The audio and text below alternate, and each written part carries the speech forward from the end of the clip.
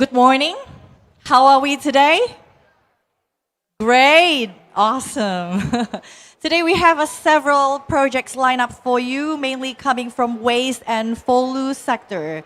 However, the format today will be slightly different from the previous times. After the first speaker speaks or delivers her pitch, we're going to have a short, quick 15 minutes break, and we will reinstate the program at about 11:50. Okay, so the first project we want to introduce to you today is from the waste sector, utilization of oil palm emission fruit bunch EFB. So EFB releases GHG, even produce methane when improperly disposed of. But if it's processed or composted sustainably, it could even be used to reduce emissions. So to get a better understanding in relation to these mitigation actions, allow me to welcome the CEO of Fairatmos, Natalia Rialuki.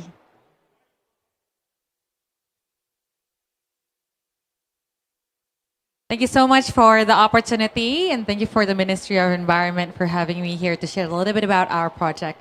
My name is Ria, I'm the CEO for Fairatmos, and we help companies who wants to reuse also their nature waste into to process it more sustainably. Now, maybe to start off the presentation, we have a quick video, and it would be great to have the video played. In Central Kalimantan, PT Gawi Bahandep Sawit Mekar transforms palm oil waste into a valuable renewable resource that benefits both nature and people. Using a controlled composting process, waste that emits methane is converted into rich organic fertilizer. This replaces chemical alternative, restores soil health, and reduces thousands of tons of emission each year. The initiative empowers local communities, promotes gender equality, and sets a new standard for sustainable palm oil operations. With expert support for certification and project integrity, the positive impact extends far beyond the plantation, from responsible action to global recognition. This is how sustainability thrives. Thank you very much. If we could go to the next slide. Indonesia is one of the largest producer of palm oil, which is producing more than 50% of the global supply. And with these numbers, on annual basis, the country also produced more than 50 million tons of empty fruit bunch, which is the waste of the from the palm oil, as well as more than 200 million tons of POM. And POM is the liquid that is the waste that is we call palm oil mill effluent. And it releases when it's not being processed right. It releases methane that is more potent than the carbon dioxide. So if you can see the picture at the back, typically a normal a plantation would just leave the waste untreated on the land, and that without any oxygen that goes into the empty fruit bunch, it releases the methane. If we go to the next slide, through the innovative composting facility, we're supporting a company that helps to manage the waste properly and reduces the number of methane that is released. So how do we do this? From the palm oil mills, there are two types of waste. If you see on the top is from the empty fruit bunch. So instead of like leaving it laying and producing methane, we make heaps, rows of heaps and stacks of these empty fruit bunch, and we have to run the windrow turner in order to provide oxygen to go inside the waste, so then the methane is not being produced. Meanwhile, on the other hand, the second waste, if you go down to the arrow to the bottom, the POM waste is being processed in the cooling ponds, but also being used to spray the EFB or the empty fruit bunch to again to avoid the methane production.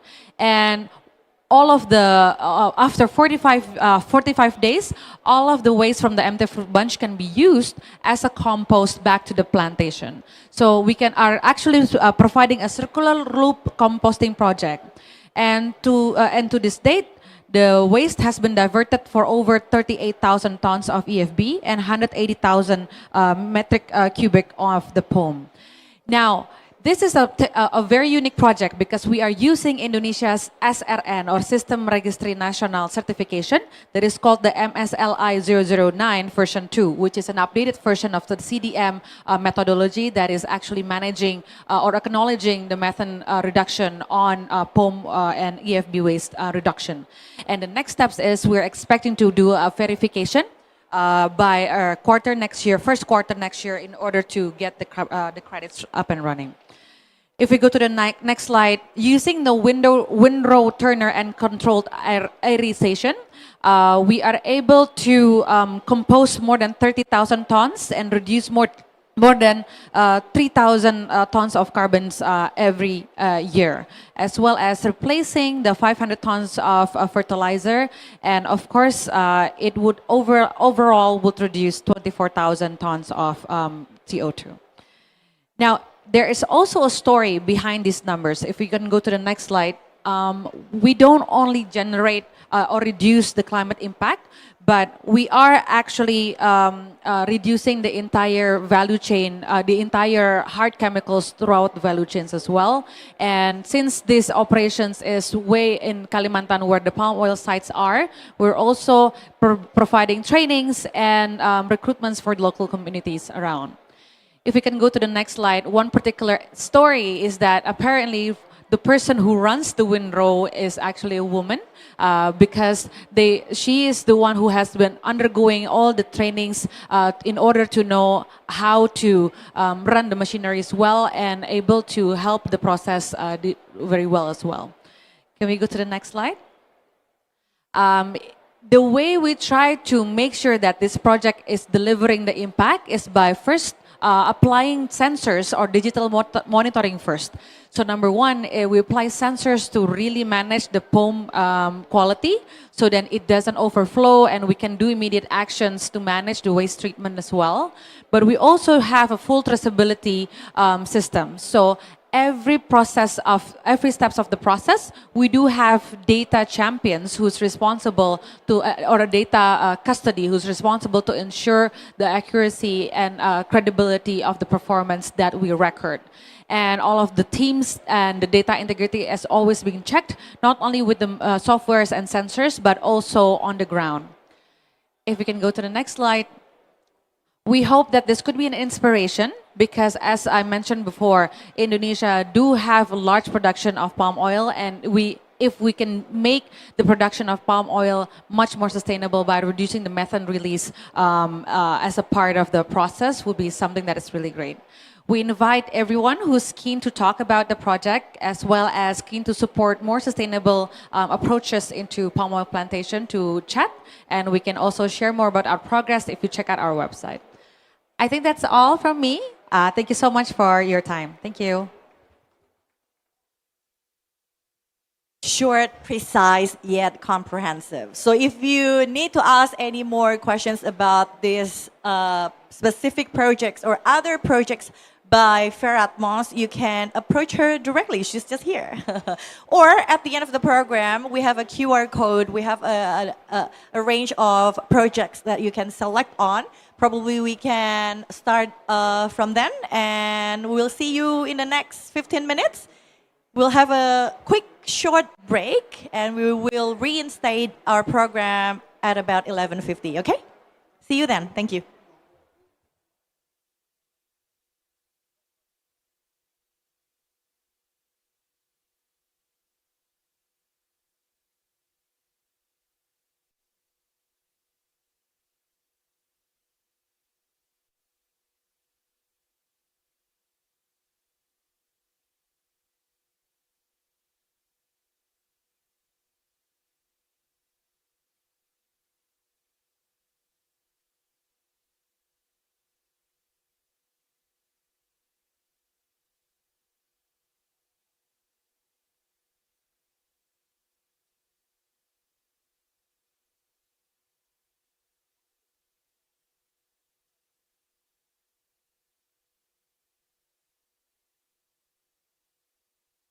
By the way, hold your thoughts before you leave. Actually, we want to present another project for you, and this is still coming from waste sector.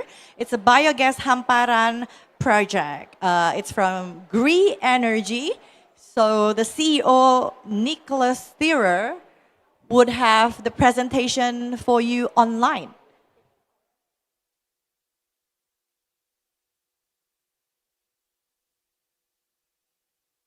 Hi, good morning, ladies and gentlemen, distinguished participants.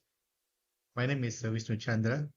I'm the CEO of Tirta Carbon Indonesia, a project proponent of the Belayan Peatland project. We would like to express our gratitude to the Ministry of Environment for giving us the opportunity to present our project here, the COP30. The Belayan project is an initiative that brings together community participation, government leadership, ecosystem protection, and bold climate action, all in the heart of East Kalimantan of Indonesia. This project is a collaboration between Tirta Carbon Indonesia as a project proponent and the government of Kutai Kartanegara Regency of East Kalimantan Province. It is supported by an experienced development partner and a leading funding partner. Both are from Singapore. Next, allow us to introduce the Belayan Peatland project. Distinguished participants, the Belayan Peatland project is located in the northern part of the Mahakam Lakes region. Within Kutai Kartanegara Regency, it lies in the Belayan Kalinjau Peat Hydrological Unit, a vital and largely intact peat dome spanning around 112,000 hectares. Peat dome area store massive of carbon stocks. The project area itself currently consists of 55,306 hectares, of which 90% is peatland. The project area has potential to be expanded to 96,000 hectares through various partnerships and alliances with nearby oil palm concession holders. Also with 6 neighboring villages forest encompassing more than 25,000 hectares. These collaborations will form a landscape-scale Belayan Peatland Restoration Alliance, creating one of Indonesia's most comprehensive models of peat ecosystem restoration, combining carbon, biodiversity, and community benefits under a unified regional platform. We are aiming to turning Indonesia's peatlands into global climate assets. This is a living landscape, a vast network of rivers, forests, peat and wetlands that sustain both people and biodiversity. But beyond its beauty lies hidden and yet transparent urgency. The Belayan Peatland project is not merely another carbon project. It is a defensive front protecting one of Indonesia's most placeable carbon sinks from irreversible degradation. The threats are real, bold, and imminent. As we can see, the project area encircled by expanding palm oil plantations and mining concessions. This region faces the risk of being drained, burned, and converted, a fate suffered by many peatlands before. The Belayan project is our decisive response, a comprehensive intervention that will generate verifiable climate impact through measurable peatland restoration, protection, and sustainable management. It will demonstrate measurable climate impact beyond the baseline, achieved through real, verifiable, and transformative peatland restoration action. The Belayan project's approach builds upon the VM7 Vera methodology, soon transitioning to VM48, ensuring the highest integrity and transparency. The project is anchored on 5 science-based interventions: avoiding planned deforestation, preventing planned wetland degradation, drain peatlands through engineered canal blocking systems, restoring ecosystem function across degraded and burned strata, and reforesting with native species through advanced nurseries for long-term ecological recovery. These interventions are aiming to generate 2.5 to 4.6 million tons of credits annually, generating high-integrity carbon credits from end of 2027 onward. As Indonesia's first large-scale peatland initiative on non-forest other land use areas, Belayan sets a new benchmark for integrity-driven, landscape-scale mitigation. The true power of Belayan lies in its triple impact for climate, community, and biodiversity, which will fully aligned with the 17 Sustainable Development Goals and Indonesia's FOLU, Net Sink 2030 vision. The community inside the project area are diverse ethnological backgrounds of Inas, Kutai people, Dayak and Banjar, river-based communities alongside project area. This project would deliver a broad spectrum of social and rural development benefits through a self-governed benefit sharing mechanism targeting key community development index factors determined by the community themselves. Project area includes several IUCN critical endangered and endangered species, such as proboscis monkeys, hornbills, and likely the Borneo orangutan. Project area neighbors, which is the Muara Cayman Forest Reserve, would be supported by the project or be part of project's collaboration. At the heart of Balayan, there are over 20,000 residents living in 10 villages across 4 sub-districts, including Kutai, Dayak, and Banjar communities. Most of them are farmers, fishermen, and some of them working in palm oil plantations, CPO mills, and major coal mining concessions. The project will increase the well-being of people in 10 villages. Our goal is extending far beyond carbon. It's about enhancing livelihoods by improving well-being. The project creates new employment in restoration and monitoring, diversifies income through sustainable fishing, eco-farming, and ecotourism, and supports local welfare through clean water systems, waste management, health facilities. Even would provide floating clinics for remote villages. We also champion gender equality, ensuring that women are leaders and beneficiaries in every layer of the project. The Balayan project will also improve village infrastructures, according to the conditions in every single village. All programs will be aligned with Regency's development plan to ensure the effectiveness and avoid duplications. Full funds transparency will also be applied by each village in implementing the agreed programs. Nature is at the core of our mission. The Balayan peatland supports habitats of IUCN-listed species, including the critically endangered Bornean orangutan, proboscis monkeys, hornbills, and diverse peat swamp flora. Adjacent to the Muara Cayman Forest Reserve, our restoration reconnects fragmented habitats, strengthening biodiversity corridors and ecological resilience across the Mahakam watershed.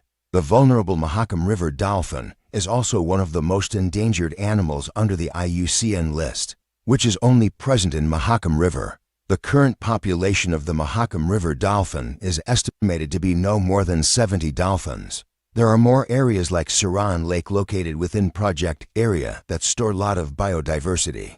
Scientifically, the 112,000 hectares Balayan Dome represents a hydrologically intact peat complex, a rarity in Southeast Asia. The project will root the peatland. One of another is by building canal blocking. Our restoration prevents oxidation, subsidence, and fires, securing millions of tons of stored carbon while stabilizing the regional climate system and improving air quality for thousands of people. This is climate action with tangible results, not theoretical offsets, but enduring transformation on the ground. Every element of Balayan is grounded in ESG excellence, environmental, social, and governance principles. From the environmental standpoint, the project will preserve and restore the Balayan peat ecosystems through rewetting the peatland by build canal blockings for the peat dome to be able to store much more carbons. Do reforestation. Efforts will include the establishment of nurseries to ensure the long-term sustainability and success of restoration activities. It is also adjacent to a recognized key biodiversity area, further enhancing its conservation value and the potential ecological impact of the project. For the social standpoint, the project will empower thousands of local communities through inclusive participation, training, and welfare programs. For the governance standpoint, the project upholds transparency, equity, and accountability in all operations, aligned with Indonesia's Sustainable Development Agenda. To resume, Balayan Peatland project will demonstrate a clear and bold additionality, measurable long-term impacts for people, biodiversity, and the entire peatland area.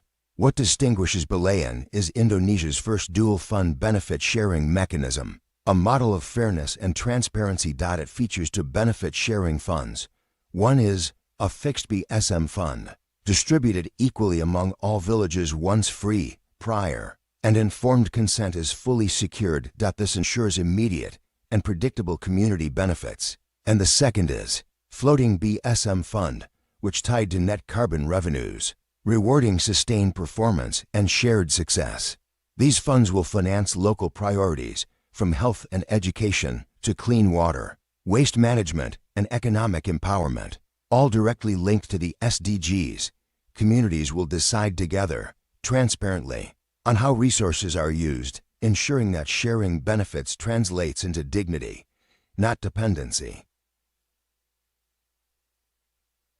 Okay, so that I have to The revise. project stands on a foundation of strong public-private collaboration, supported by the Kutai Kartanegara Regency government. The project is anchored in a 30-year cooperation agreement, extendable, which signed on May 6, 2025, and witnessed by all 10 village leaders, providing legal, institutional stability and cooperations amongst stakeholders. This cooperation agreement shows the strong commitment of local government to protect the peatland. The initiative will fully align with the Indonesia-Vera Mutual Recognition Agreement, positioning Balayan as a model for high-integrity carbon initiative beyond state forest boundaries. Behind this effort is an experienced and dedicated management team who have more than decades combined experiences, especially in the well-known Marimba Raya Biodiversity Reserve project in Indonesia. Terta Carbon Indonesia also collaborates with an international developer partner and a leading funding institution. The Balayan Peatland project transcends the concept of carbon trading. It is a pathway to fairness, resilience, and regenerative development where people thrive, ecosystems recover, and carbon becomes a catalyst for justice. We are looking forward to your collaborations to protect this vital landscape, uplift communities, and preserve biodiversity for future generations. Together, we will not merely offset emissions, we will restore balance, renew livelihoods, and redefine what climate leadership looks like. Let us make Balayan a benchmark of integrity and impact within the Vera Registry and Indonesian SRN, showcasing Indonesia's leadership in nature-based solutions. We thank you and appreciate your time. Okay, so that is the Balayan peatland project developed by PT Tirta Carbon Indonesia. That's the second out of 5 projects we have for you. Unfortunately, we have to put this on hold for a moment and we will resume in 15 minutes. Thank you.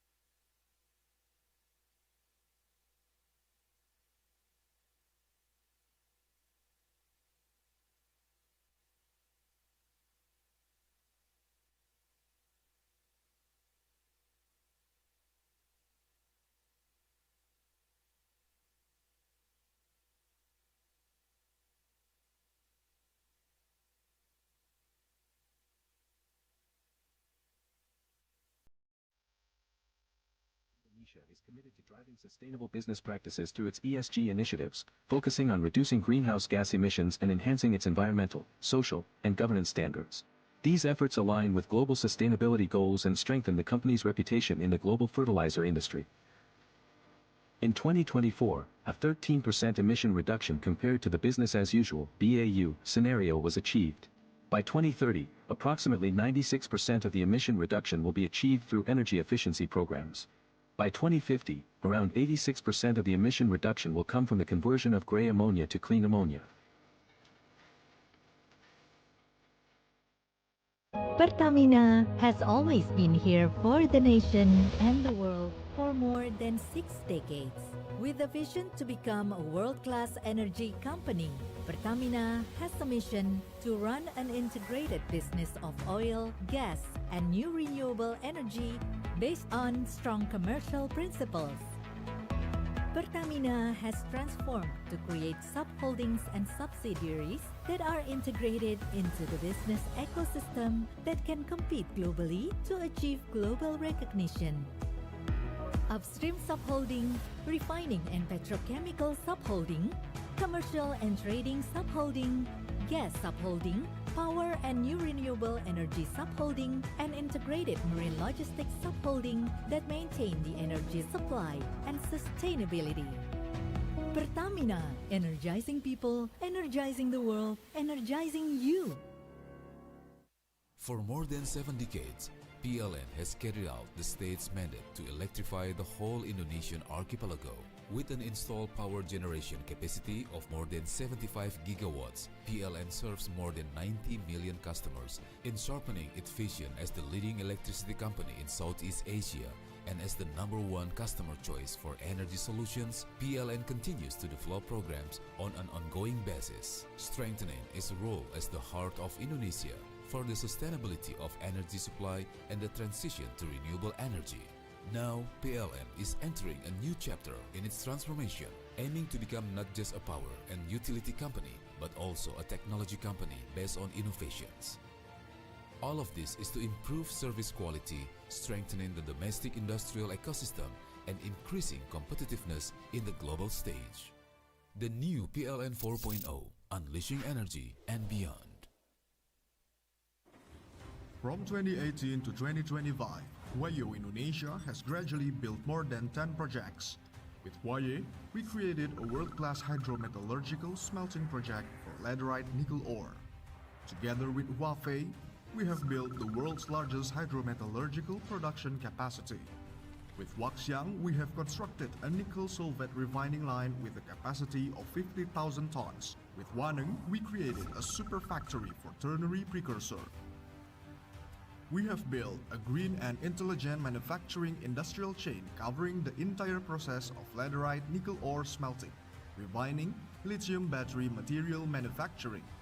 We are also developing Indonesia Pomala Industry Park, Indonesia's first green industrial park with an integrated lithium-ion battery industrial chain.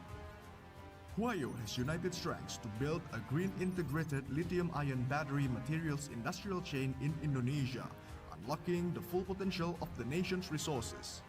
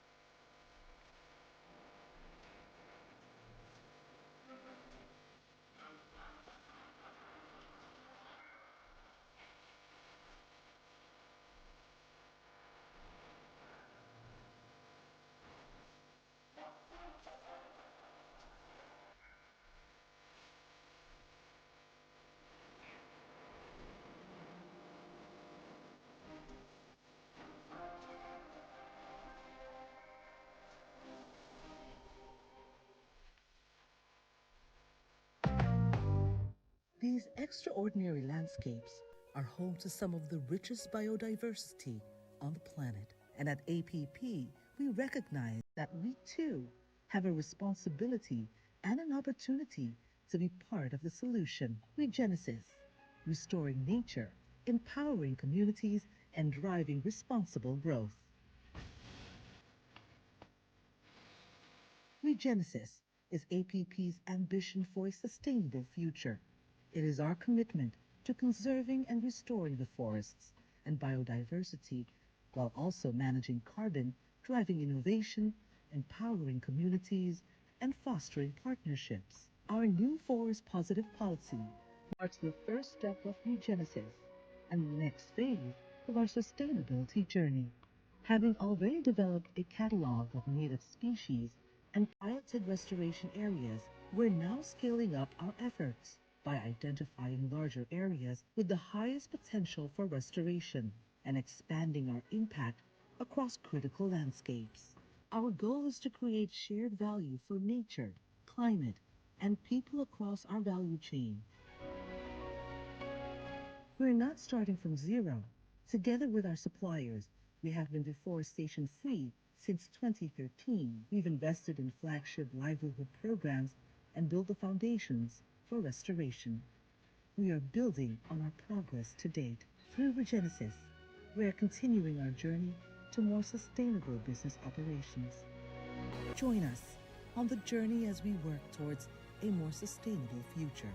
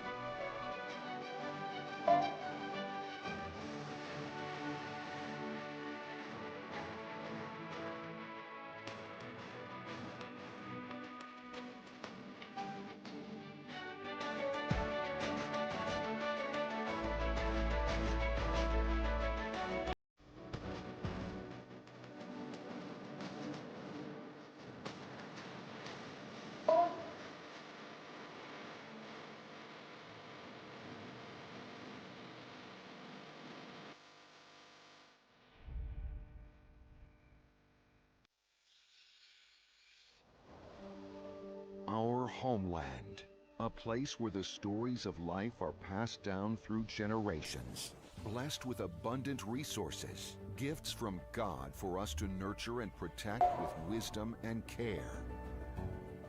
Here, our journey begins, a dream for our nation. Wherever it leads us, we are wholeheartedly committed to giving our very best for the advancement of our country, delivering the best energy solutions to people across the nation. Integrated, spanning shore to shore, providing reliable and affordable energy to all, from the bustling cities to the remote villages.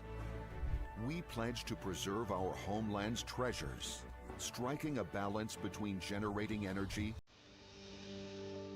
and protecting the environment for future generations.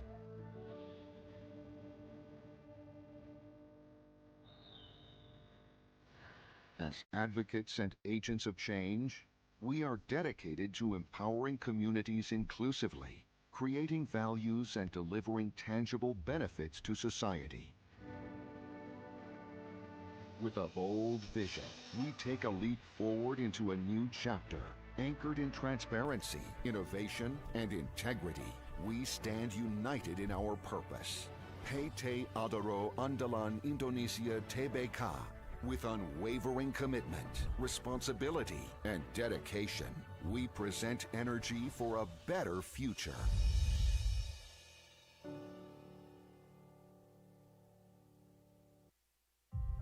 Medco Energy, a leading Southeast Asia energy and natural resources company.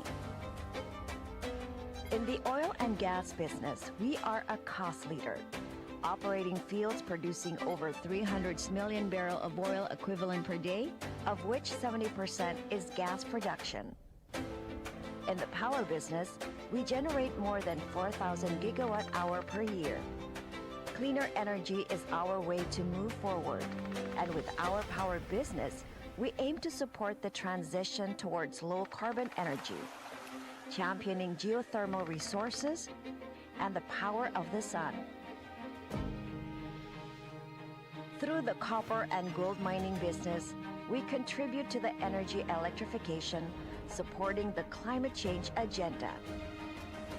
Medco Energy remains committed to sustainable growth and the well-being of future generations for many years to come.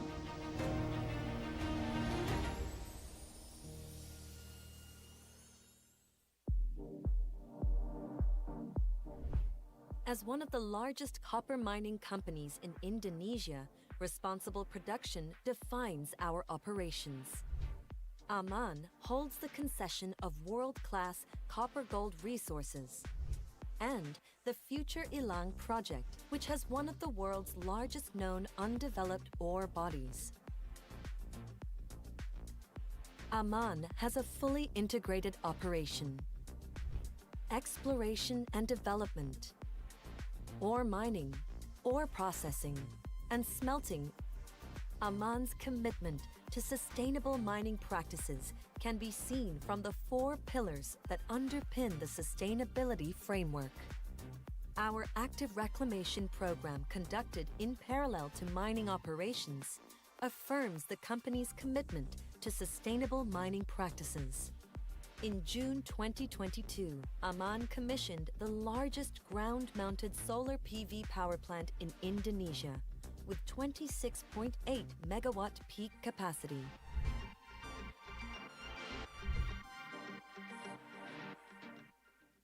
Did you know that blue carbon ecosystems like seagrasses absorb carbon dioxide up to 35 times faster than trees? The ocean is in crisis, but with action, it can become a sustainable driver of economic growth. GGI works across Asia, Africa, the Pacific, and Latin America and the Caribbean to restore ecosystems, empower communities, and build a resilient blue economy. GGI's work is guided by 3 pillars that shape our global approach. Pillar 1 is resilient blue bioeconomy. Pillar 2 is marine industries and low carbon transport.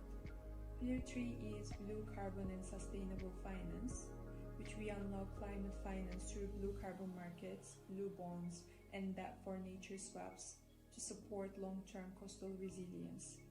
GCGI will be with you on the journey to turn our oceans from a sea of crisis to a sea of hope.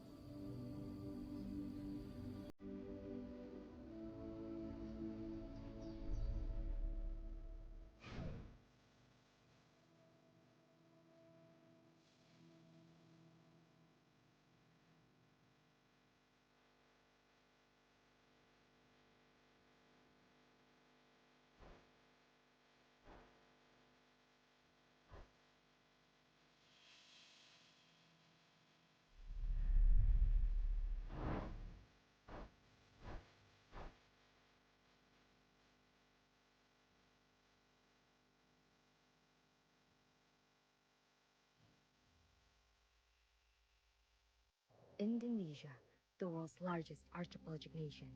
Our ocean holds our planet's future. But today,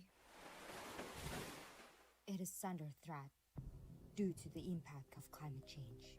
It is also our greatest climate ally, so we believe amplifying the ocean climate nexus is essential.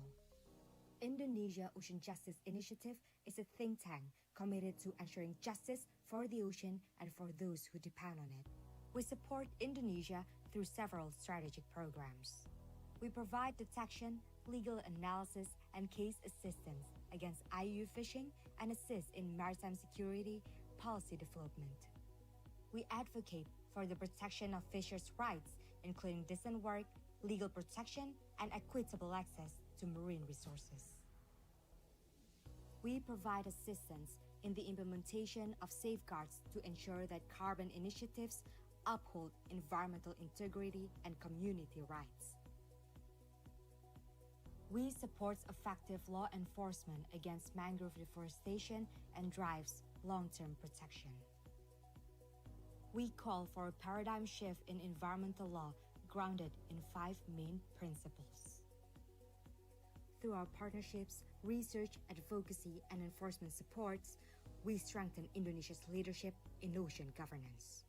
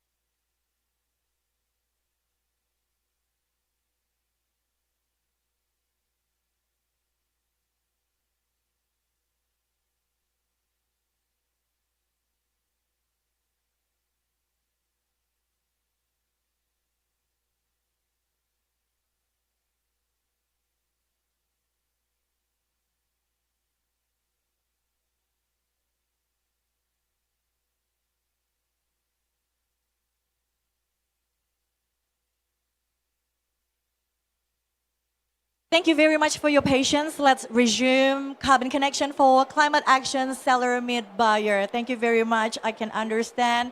I saw your enthusiasm actually. Some people ask me when this program is going to continue. Well, it is right here, right now. So thank you for that.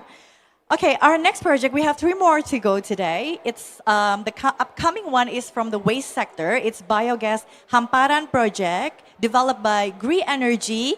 And we have the CEO himself, Nicholas Thierer, who's going to present it online. I have to check the connection. Nicholas, am I coming through okay? Could you hear me well?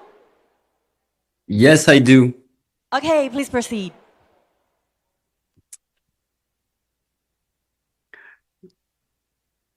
Is it working? Thank you very much.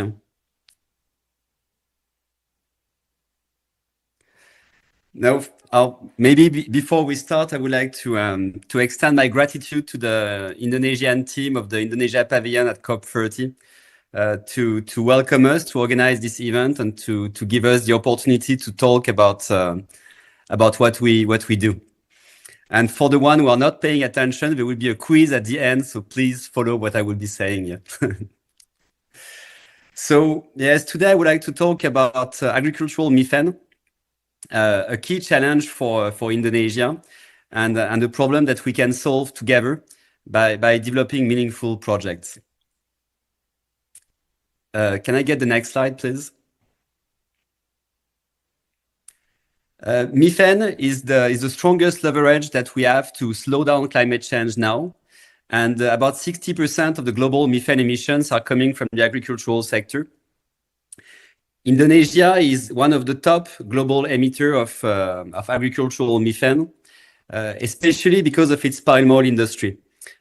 Indonesia produces around 60% of the palm oil globally, and this creates some methane emissions.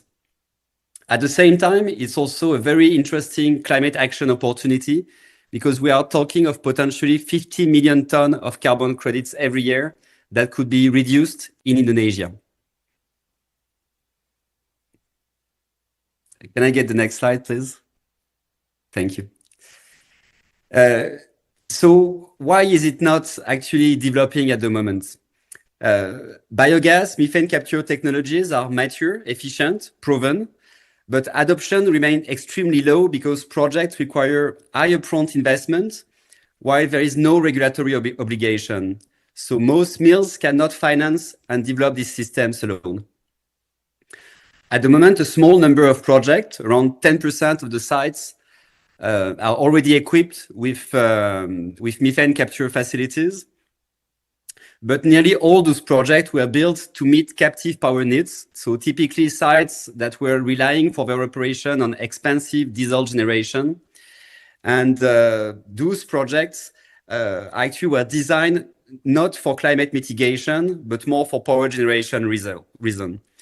In practice, most of the projects would have been built without carbon finance, and this results in low quality, low integrity type of carbon credits. But yet the key message here is really that the barrier isn't technology, it's about capital flow and how to bring confidence in the project quality. Next slide, please. So now about who we are. So Green Energy is a leading company in agricultural methane reduction in Indonesia.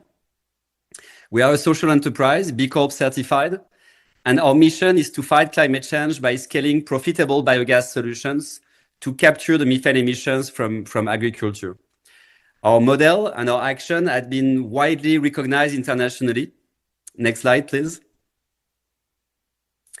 And just a few weeks ago, actually, we had the honor of being selected as one of the top 3 global finalists in the climate action category of the Zayed Sustainability Prize. This is really an honor for us because Zayed Sustainability Prize is one of the most prestigious, if not the most prestigious sustainability prize globally. And they received almost 8,000 applications. So making it as one of the top 3 is really something that we are really proud of. And of course, we hope that that we'll have the opportunity to win. So stay tuned in early January during the Abu Dhabi Sustainability Week. Next slide, please. In 2024, we received another award from UN Habitat, the Dubai International Award for Best Practices, again, about our impact on climate change and reducing pollution. This award was more specifically towards the Amparan project, which I will introduce you to in a few minutes. And before that, in 2022, we received another award, this time for impact on clean water and sanitation. And this is something important that I wanted to mention because the impact on clean water is really a direct co-benefit of the methane capture facilities that we are deploying. Next, please. Now, let me present you to concrete projects that we are currently developing. So at the moment, for instance, we are developing a supply chain intervention in Indonesia. So this is a partnership with an iconic global beauty brand who is actually using palm oil derivative for some of their cosmetics, especially for lipsticks. I didn't know that lipsticks were made of palm oil derivatives, but they are. This is the first of its kind in-setting type of project. On this project, we are partnering with Removal, the Paris-based carbon project developer. And basically, we are doing 3 key things for this client. The first one is the selectivity of the project host, of the mill itself. So GRI has developed over the years a database where we mapped out around 1,400 agro-processing facilities in Indonesia. And for each of them, we have data about their carbon credit potential, their risk of deforestation, a risk of deforestation assessment at the provincial level, but also at the mill level, ESG and owner, etc., etc. This database allows us to select a few mills for each project to have a short list that we can offer to each client. But then we don't stop here. Once we have this short list, we will do some on-site verification of all the data in-house, but also using some expert third parties to really make sure that we verify and validate every data related to environmental and social performance of the host.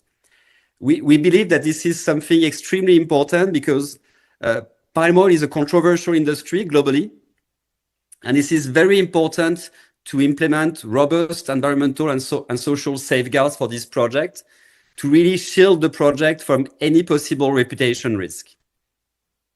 The second key thing that we are doing for this client is that they didn't want to do only a pure climate action project, but they also wanted to incorporate some social action as part of the project.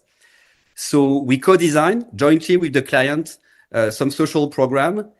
And I think that here what I want to emphasize is that we designed this project based on their relevance for the local communities we are serving.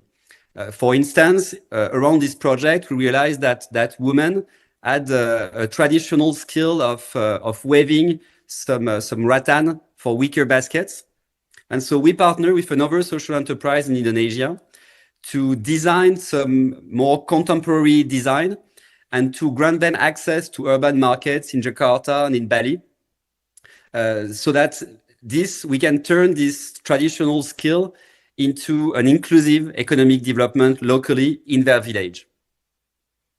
The third thing we are doing, and this is really centered on the core of the project, on the climate action project, is that we provide end-to-end project delivery from the commercial engagement to the mill, to the technology supply and its deployment, carbon validation and verification, and of course the monitoring and reporting, including the impact reporting throughout the whole crediting period of the project.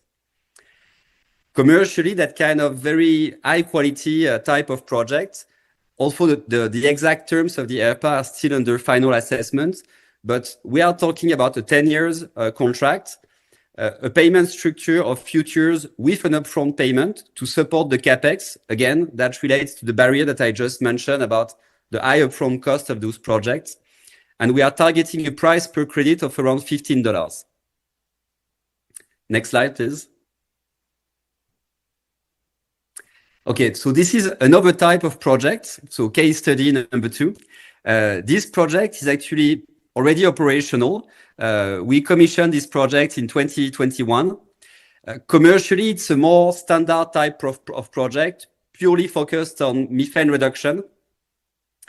In terms of commercial terms, here we already sold all the carbon credits of this project. So we have an ERPA that is secured for the full first crediting period, so a 7 years offtake, under pay-as-produced terms, and for a carbon credit price of around $7 per credit. But instead of talking too much about this project, I think it would be best to show you a video so that you can see what the type of work that we are really doing on the ground. Can you play the video, please?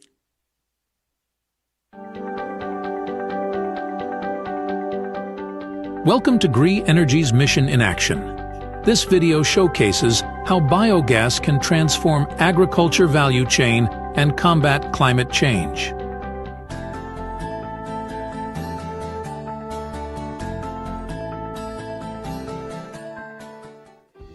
Did you know that methane contributes to 30% of global warming?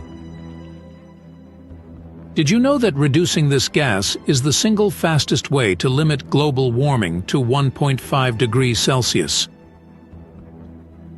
Did you know that without the right treatment, food industry wastewater releases a lot of methane? In Indonesia, the challenge is immense. Over 90% of food processors lack modern systems to treat wastewater and reduce emissions. This not only pollutes water massively, but also generates greenhouse gases like 10 million cars each year. What if there was a solution? At GREE Energy, we deploy proven biogas technologies to clean industrial wastewater and capture fugitive methane gas. In the heart of Terbanggi Ilir, Sumatra, our Hamparan project partners with Hamparan Bumi Mas Abadi, engaging 4,000 farmers in cassava roots production. We ensure environmental and social responsibility of our local partner through satellite analysis and strict business integrity checks. Yet, in producing tapioca flour, a staple in Indonesian cuisine, the Hamparan Cassava Starch Factory faces major environmental challenges. The Hamparan project has responded by deploying advanced waste management facilities, effectively transforming these environmental liabilities into valuable carbon credits and clean energy assets. Hamparan project leads in technical excellence, setting new standards in water pollution control and biogas optimization.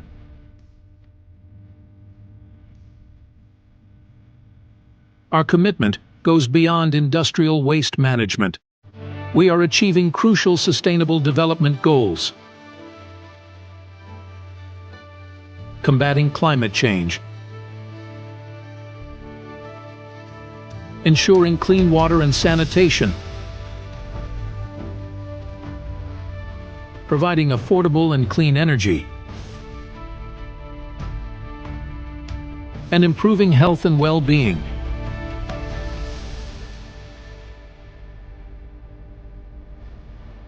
From the success of the Hamparan project, the potential is enormous.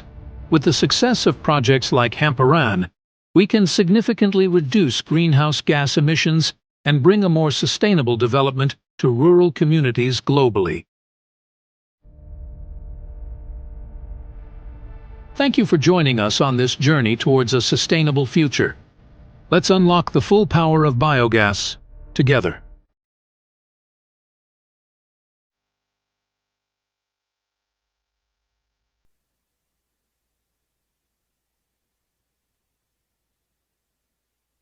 Yes, so if Indonesia and global buyers want meaningful methane reduction by 2030, this is the time to partner.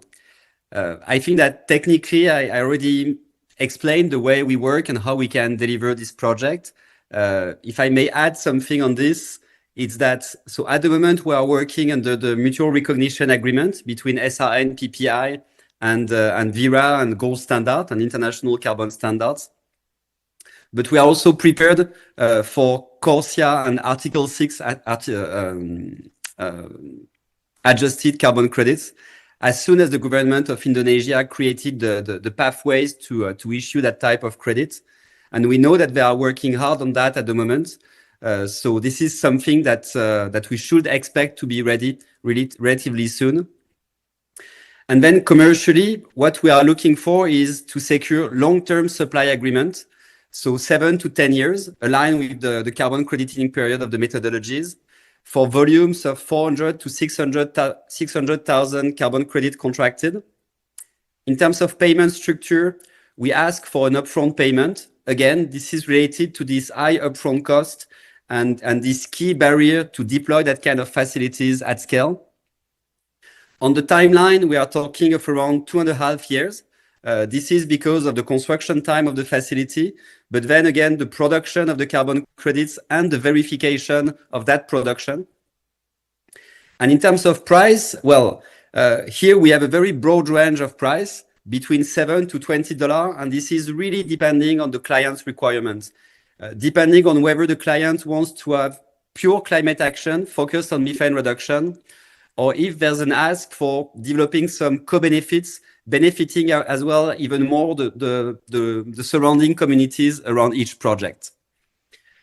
So I think that the key message here is we need partners who are looking for real methane impact at scale today. So yes, please, if you are interested to partner with us to develop some meaningful methane reduction projects, please feel free to reach out to the team of the Indonesia Pavilion at COP30, and they will make the connection so that we have the opportunities to develop some projects together. Thank you very much.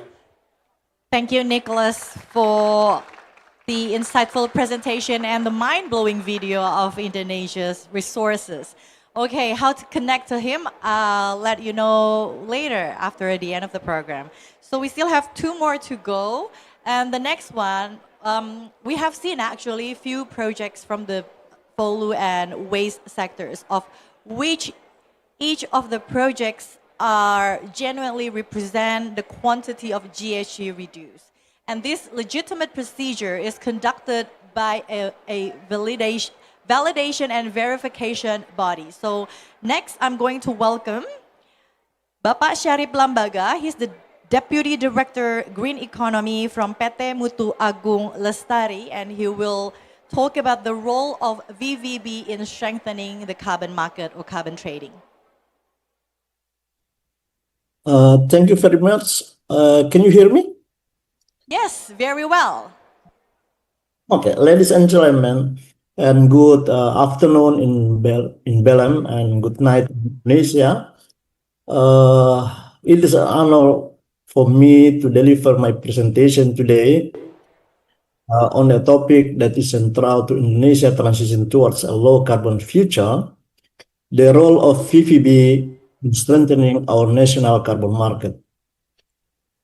As Indonesia continues to advance its climate ambition under the second NDC that has released recently, and the nilai economic carbon value framework, the credibility of our carbon market become more important. So VVB play a pivotal role as independent body Sorry or to institution. disrupt your presentation, Pak Syarif. You are actually invisible to us. So is it possible for you to turn on the video? Yes, already.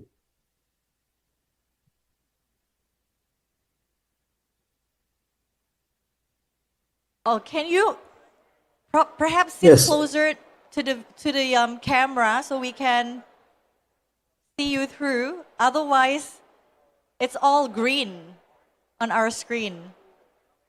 Okay. Or if you could switch off your virtual background, I think it will be Yeah. better. Yeah, maybe I'll lock. Let me.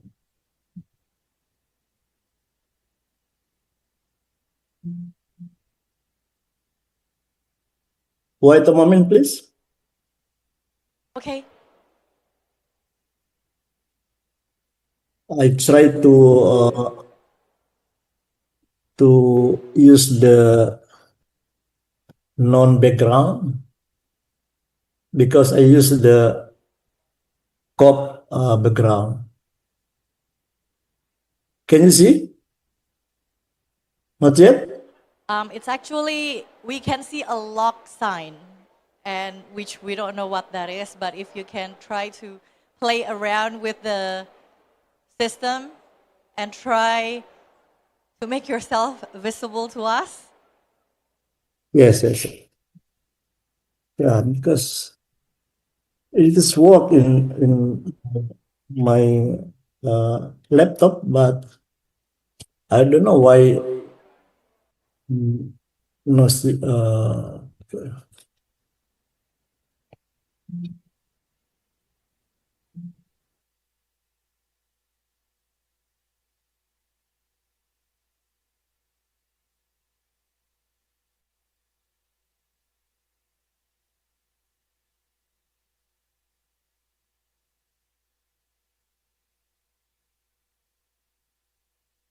Pak Syarif, are you still online, Pak Syarif? yes, yes. But I have a problem about the video. I try to setting my video first. I think don't worry about it if we can continue because we have a time constraint and we still have another one to do. Yeah. So I'm sorry for it. VVB play a pivotal roles as an independent body responsible for ensuring the carbon quality that every metric ton of emission reduction claim is real, measurable, and compliant with regulatory and standard. So this is a challenge for us. Shall be taken to the very Indonesia carbon market more credible. So Mutu is a local company in Indonesia with brand Mutu International. Over 30 years, Mutu International grows into one Indonesia leading testing, inspection, and certification company. With 13 branch office and operate 84 scheme under Mutu International. Mutu International, the first accredited VVB in Indonesia since 2015, and scheme under a Komite Akreditasi Nasional like ISO 14064-1, ISO 14064-2, nilai ekonomi karbon, and Corsia. And Mutu also operate the joint crediting mechanism and plan FIFO. Next slide, please. Climate change has emerged one of the most significant global challenge of our time. Its impact are no longer theoretical right now. They are increasingly evident through the growing frequency of extreme weather event, disruption to food and water system. World Meteorological Organization confirmed that 2024 was the warmest year of the record, with temperature around 1.55 degrees Celsius above the pre-industrial level. So, mark the fiscal calendar year to officially exceed the 1.5 degrees Celsius. To achieve the goal of the Paris Agreement and safeguard national interests, collective effort must be accelerated across the sector. Carbon market will stimulate long-term transformation, and carbon market is not just a financial mechanism, it is a catalyst. So by accelerating emission reduction today, the carbon market inshallah help safeguard the global temperature for future generation. Next slide. There is a 5 component to building a strong nilai ekonomi carbon and carbon market ecosystem in Indonesia. The first component is regulatory framework and standard. Indonesia already established a clear national regulation to guide the validation and verification process, and also adopt international standard like ISO 14064 to align the global best practice and ensure the policy harmonization across the ministry like forestry ministry, energy ministry, agriculture ministry, industry ministry, and finance.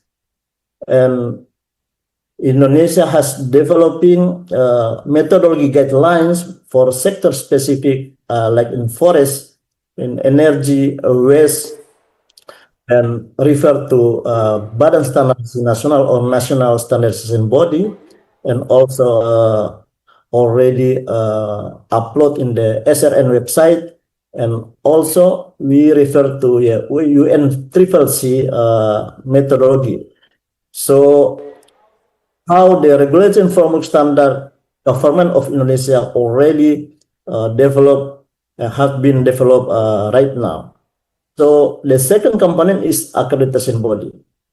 We have a committee accreditation body or national accreditation body as national authority accredited to VVB in Indonesia. So they work with the ISO 17029 and 14064.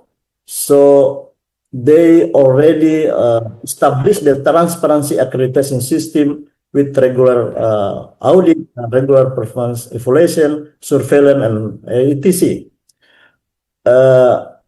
In the every annual build capacity building program to train technical assessor and auditor in Indonesia, can also already a member of International Accreditation Forum.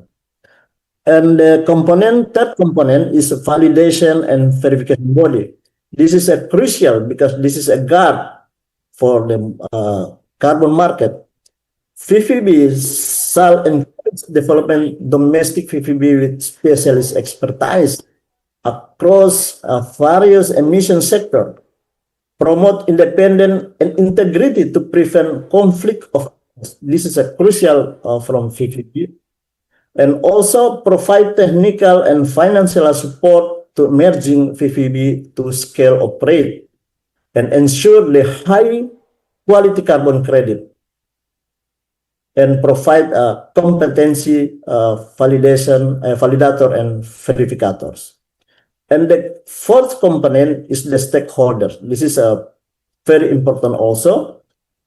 How to foster a multi-stakeholder dialogue to align expectation and methodologies, encourage project proponent like company, project developer to engage early with VVB, promote buyer confidence through a verified traceable carbon credits, and involve non-government organization and academic institution in research, capacity building, and public oversight, and build international partnership to attract investment and ensure their transparencies. And the last component is a market platform. Indonesia has developed the market platform like IDX Carbon, and IDX already running since 2023 by President Jokowi. Next slide, please. This is a regulatory framework that has been developed by our government. The Perpres number 98 2021 and now already updated by Perpres number 110 2025 about implementation of carbon economic value, instrument, and national GSG emission control. And second, the Permen LHK 21 at 2022. And for validation and verification, how to develop the PPD, there is a SCAMEN LHK number 1131 2023. And also there is a sectoral regulation like Permen LHK 7, Permen SDM 18 and 14, and also the accreditation regulation Kanka U01, Kanka K10, and Kanka 10.3. And accreditation body always make a surveillance and during the validation and verification. Next, please. And we know there is a three type of carbon market. There is voluntary carbon market, compliance market, and hybrid markets. Maybe I cannot explain more because we know that we have a short time for this presentation. Next, please. VVB as a front guard, as I mentioned before, VVB as the front guard for the carbon market to deliver the high carbon quality. So an independent body that conduct validation and verification of emission reduction project responsible for ensuring the accuracy, reliability of emission data and reduction outcomes.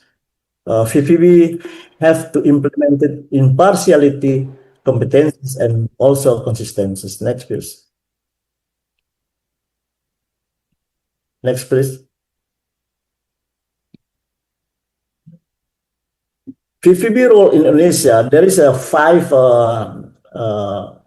principle shall be implemented by VVB how to delivering the good validation and verification and delivering the good quality carbon. The first one about the institutional strengthening.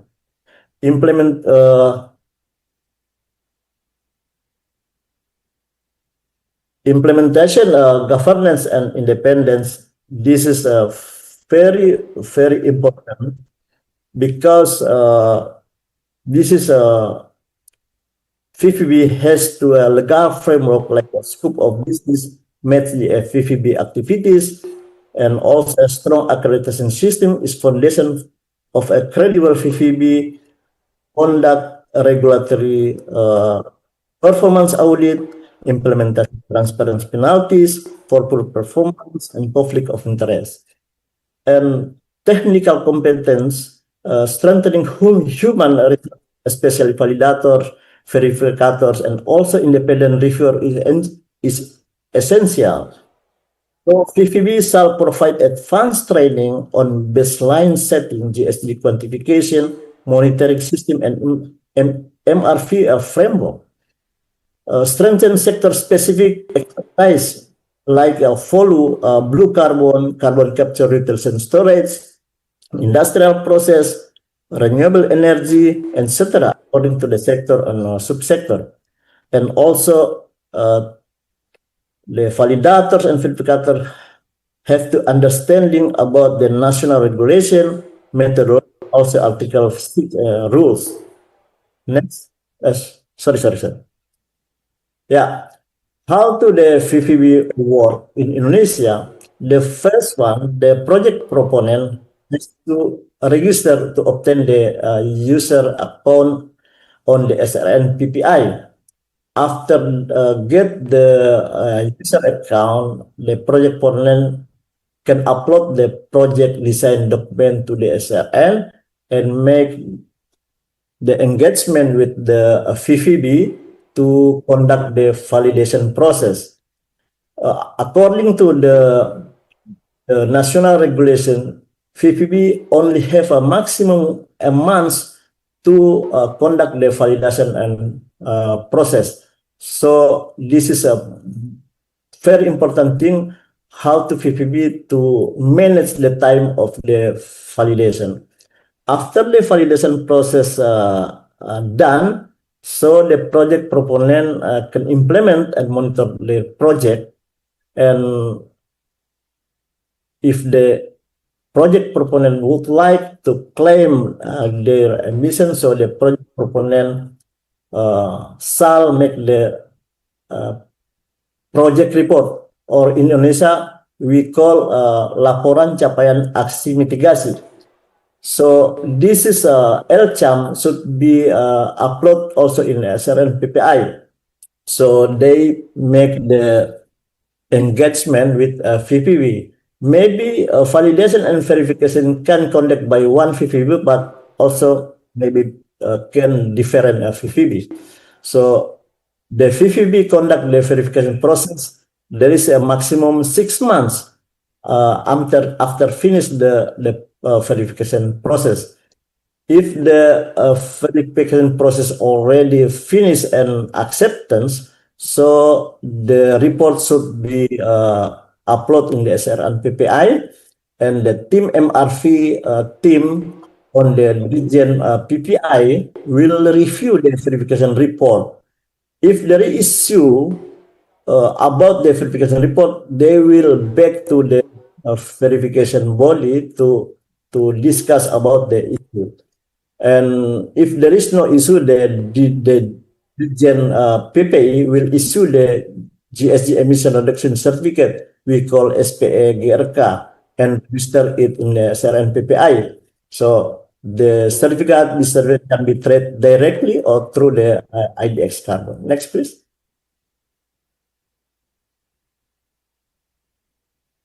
Next, please.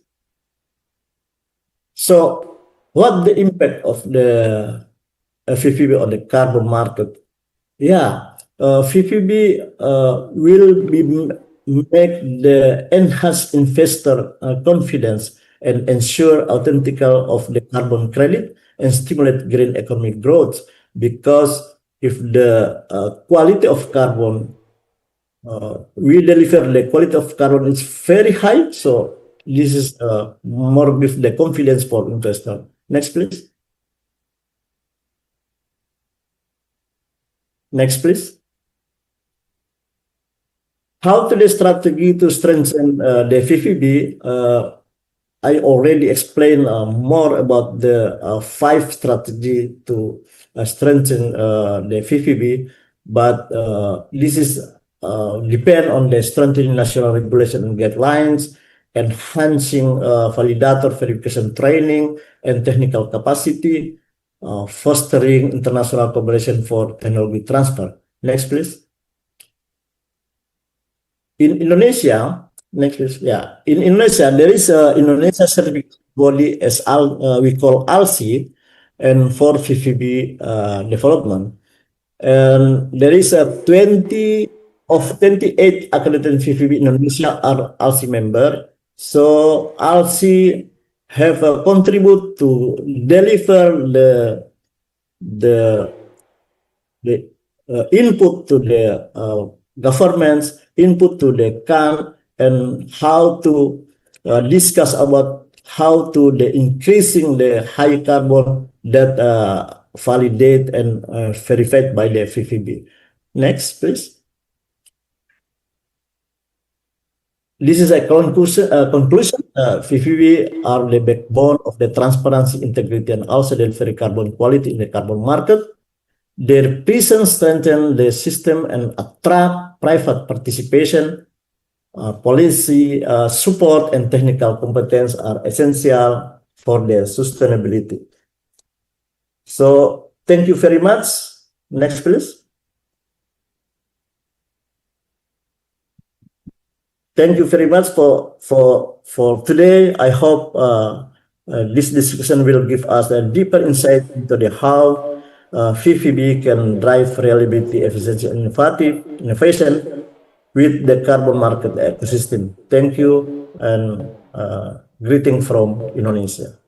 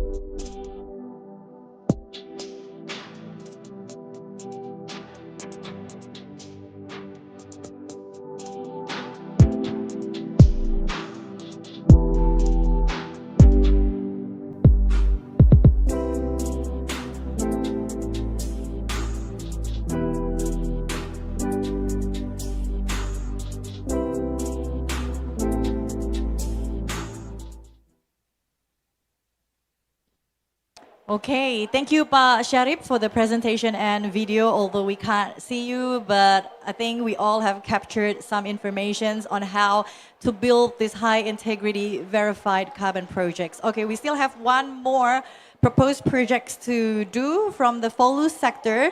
Please welcome Maximilian Prawira. He is the director from PT Strata Pacific. Hello, can you hear me? Yes, of course. Please proceed. Yes, good afternoon, everyone. My name is Maximilian Prawira. I'm the Chief Marketing Officer of the Cercova project. Thank you all for coming, and a special thank you to Indonesian Ministry of Environment for this valuable opportunity to present our wonderful project. So, before I introduce Cercova, I want to begin with a simple truth that affects all of us. Global warming is driven by the rapid increase of carbon dioxide in our atmosphere. Carbon dioxide, or CO2 in short, traps heat. A little of it is natural, but human activities have pushed it to the highest levels. This leads to the type you're seeing in the global warming, like extreme weather, rising sea levels, habitat loss, and ecosystem collapse. So when I first started to get into sustainability, I thought the solution was simple, right? Just plant more trees. It makes sense. But the reality is far more complex. In Indonesia alone, we continue to lose hundreds of thousands of hectares of forest annually. 2024, 175,000 hectares of net deforestation, 240,000 hectares of not yet, not to the next slide yet. Okay, so yeah, so in 2024, we lost over 240,000 hectares of primary forest, the forest which is richest in carbon and biodiversity. So as these mature forests disappear, our natural ability to offset the carbon dioxide shrinks. And the obvious answer will be the climate change accelerates even faster. So I would like to show you that if you plant a sapling tree, a new tree that you plant, it cannot replace the carbon absorbing power of let's say a 50-year-old tree. It just wouldn't be an apple to apple. So this realization shaped our path forward for the project. Next slide, please. In 2021, we made a decisive move. We acquired a concession previously used for logging under PT Strata Pacific. And instead of continuing the logging business, we transformed the license from commercial logging into conservation. This transformation supports Indonesia's commitment to Paris Agreement and the goal of net zero by 2060 or sooner. But conservation is not free. Protecting forests, biodiversity, and communities require long-term funding. And we're not a philanthropist, right? Like Bill Gates, well, at least not yet. So we need to think of a sustainable financing model.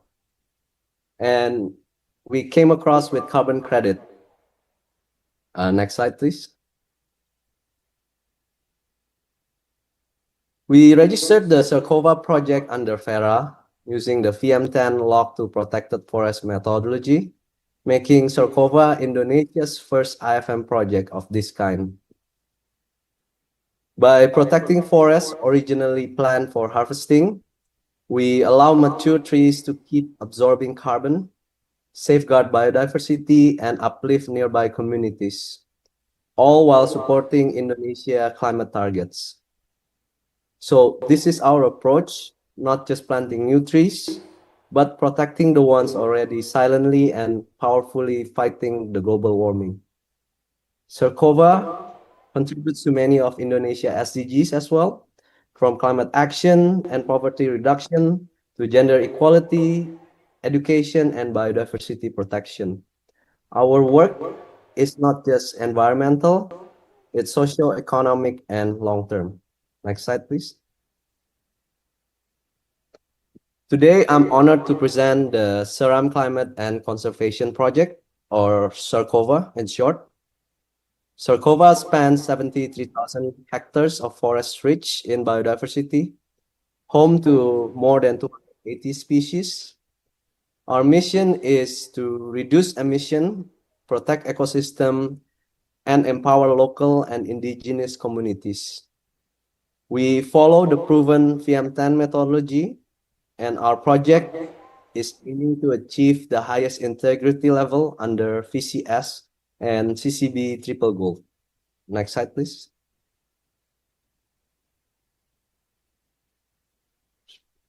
The current status of our project, we have completed the public comment period, the VVB field visit, and the validation audit.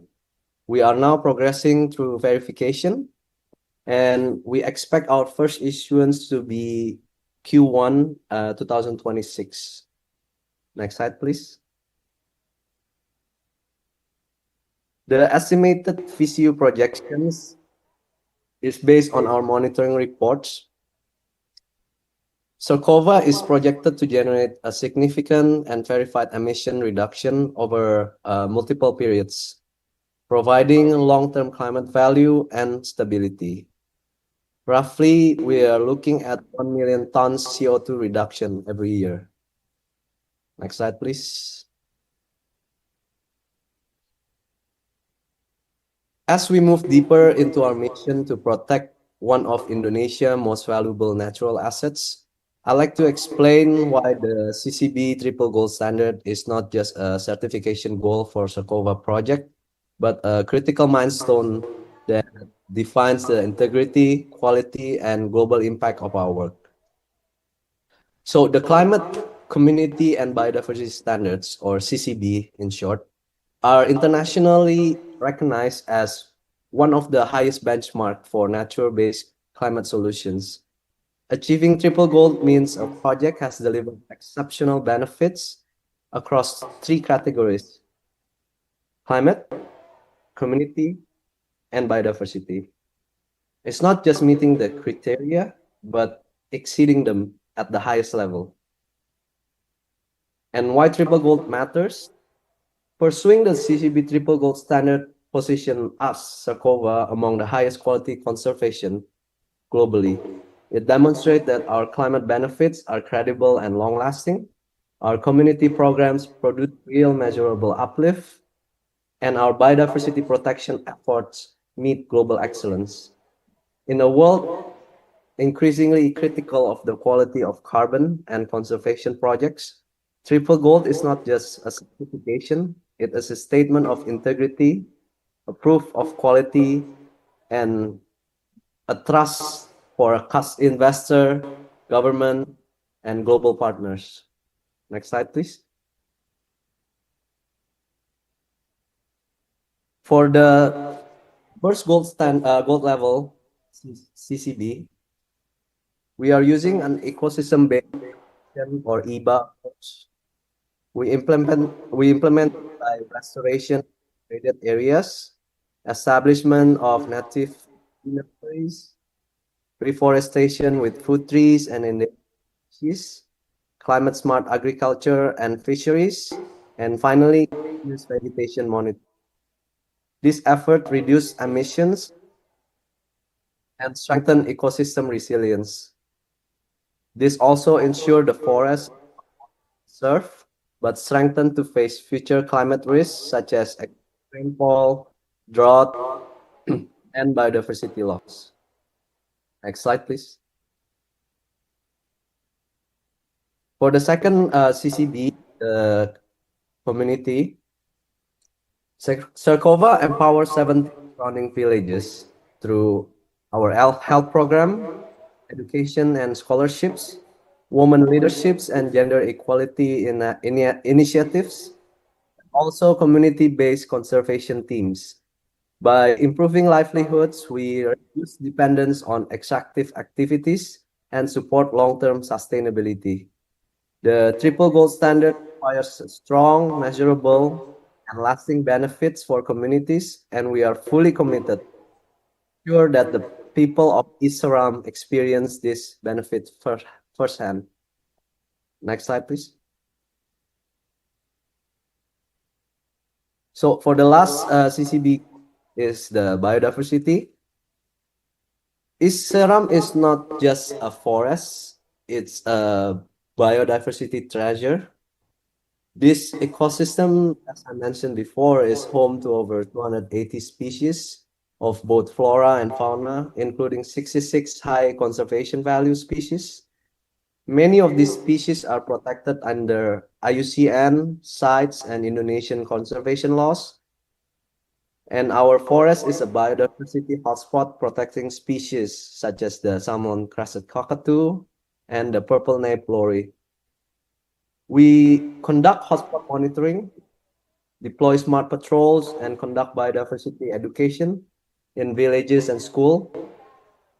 For this effort, safeguard species and preserve one of Indonesia's most unique ecosystem. Next slide, please. So the Sarkova project begins with a simple question. How do we meaningfully fight global warming? The answer for us is not only to plant trees, but to protect the mature forests we still have. The forests that store the most carbon, support biodiversity, and sustain its communities. What began in 2021 as a bold transformation from logging to conservation has grown into one of Indonesia's leading climate initiatives. We are proud of how far we've come, and we look forward to working with partners who share our vision for a sustainable and a climate resilient future. With that, I'd like to leave you with a short video showcasing our project and the amazing team behind it. Thank you.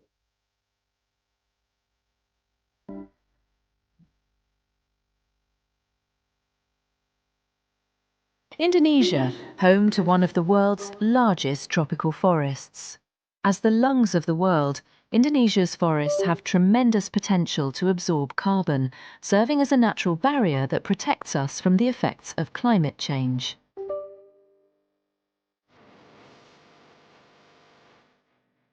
Recognizing the importance of this role, Sarkova, as a nature-based solution, is committed to managing and protecting forests in a sustainable manner. Covering an area of 71,193.50 hectares, this project is home to more than 280 species of flora and fauna, reflecting our rich biodiversity. As Indonesia's first improved forest management project, Sarkova focuses on converting previously logged areas into protected forest. This crucial work is estimated to reduce an annual average of 1 million tons of carbon dioxide equivalent in greenhouse gas emissions, making it a significant contributor to global climate change mitigation.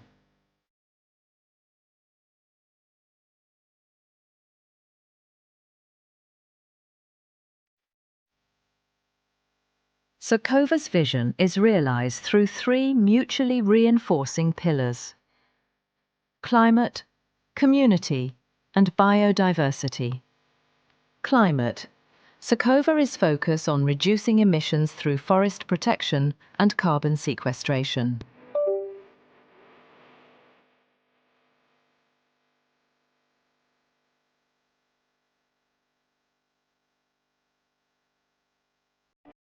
Community.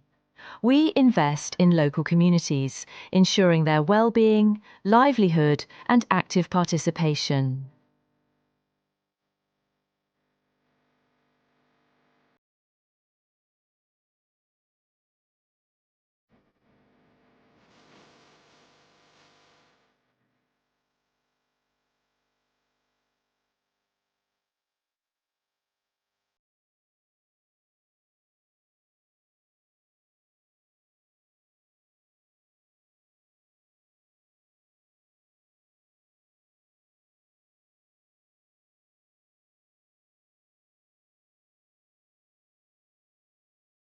Biodiversity. We are committed to preserving the biodiversity that is at the heart of this ecosystem.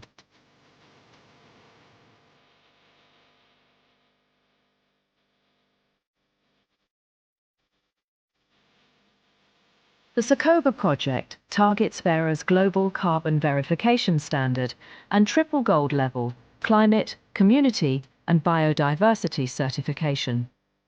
A recognition of our commitment to creating a positive impact in all three pillars.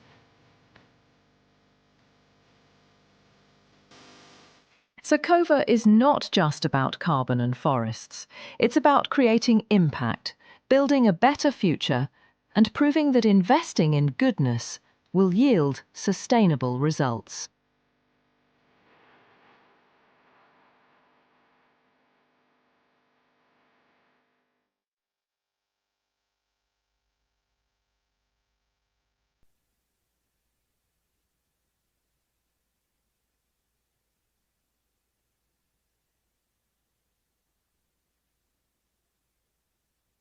Okay, thanks, Max, for the presentation and the video. I think that's all we have for today. And these are all the presentation, the projects that we just proposed.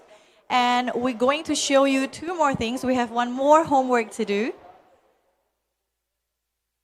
Okay, on my right is the form if you want to express your interest, you have queries in relation to the projects that's just being presented and the upcoming projects. If you're interested, you can also select from the list. And on my left hand side, it's the IDX Carbon Coaching Clinic. So we have someone who is going to stand by between 1 p.m. to 3 p.m. Brazil time to answer all your queries in relation to the mechanisms on how to trade within the Indonesian carbon market system.